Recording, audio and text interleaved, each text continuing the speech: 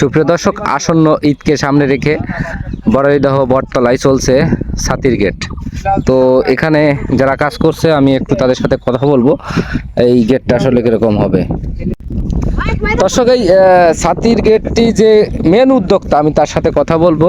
রাজু ভাই, বড় ভাই, আসলে এই যে আমরা গেটটি দেখতে পাচ্ছি, আসলে এই গেটটা কিরকম হবে একটু যদি দর্শকের জানাতেন। আসলে আমরা এই যে আপনারা যেভাবে দেখছেন ছাতাগুলো উপরের দিকে থাকবে, আমাদের এখানে 24টি ছাতা আছে।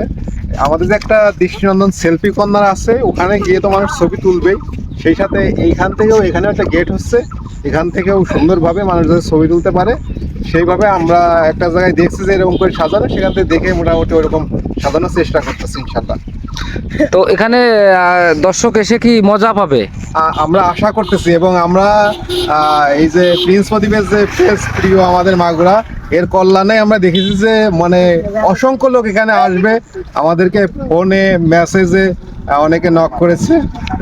আমি প্রিন্স প্রদীপকেও ধন্যবাদ জানাচ্ছি যে এই প্রচার করার জন্য আর কি। অসংখ্য ধন্যবাদ। বাকিটা আমরা ফুল গেট করার পরে আপনাদের দেখাবো, অবশ্যই আমাদের সাথে থাকুন।